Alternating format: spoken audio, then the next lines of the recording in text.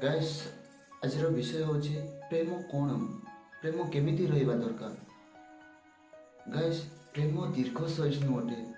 ପ୍ରେମ ହିତଜନକ, ଈର୍ଷା କରେ ନାହିଁ, ହିଂସା କରେ ନାହିଁ, ଆତ୍ମା ବଡ଼ିମା କରେ ନାହିଁ। ତାହାର ମାନେ ହେଉଛି ଗାଇସ୍, ଯଦି ଆପଣମାନେ କାହାକୁ ପ୍ରେମ କରୁଛନ୍ତି ତାହାକୁ ଦୀର୍ଘ ସହିଷ୍ଣୁ କରିବା ଦରକାର, କିଛି କ୍ଷଣସ୍ଥାୟୀ ପାଇଁ କରିବା ନାହିଁ।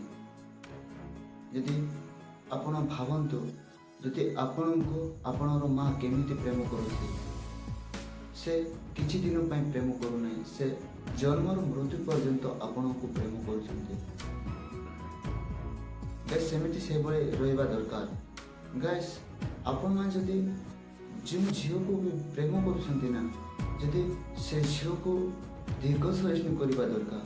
ଯଦି ସେ ଝିଅକୁ ପ୍ରେମ କରୁଛନ୍ତି, ଆଉ ଗୋଟେ ଝିଅ ଦେଖିଲେ ତାକୁ ପ୍ରେମ କରିବ, ତାହା ପ୍ରେମ ନୁହେଁ, ସେ ଲୋପ ପାଇବ, ସେଟା ପ୍ରେମ ନୁହେଁ। ସେଥିପାଇଁ ଯଦି ଗୋଟେ ଝିଅକୁ ପ୍ରେମ କରୁଛନ୍ତି ମାନେ ତାକୁ ମୃତ୍ୟୁ ପର୍ଯ୍ୟନ୍ତ ପ୍ରେମ କରନ୍ତୁ।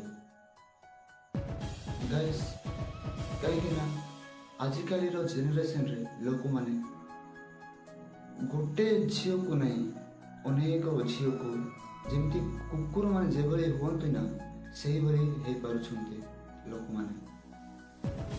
ଜଣେ ଝିଅକୁ ଦେଖିଲେ ଆଉ ଗୋଟେ ଝିଅ, ଆଉ ଗୋଟେ ଝିଅ ଦେଖିଲେ ଆଉ ଗୋଟେ ଝିଅ, ଲୋକମାନେ ପାଗଳ ହେଇଯାଇଛନ୍ତି।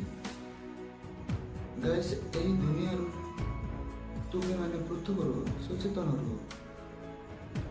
ଏ ଦୁନିଆ ମନ୍ଦ ଅଟେ, ଏ ଦୁନିଆ ଖରାପ ବ୍ୟବହାର ଅନେକ କରିବାକୁ ଦିଏ।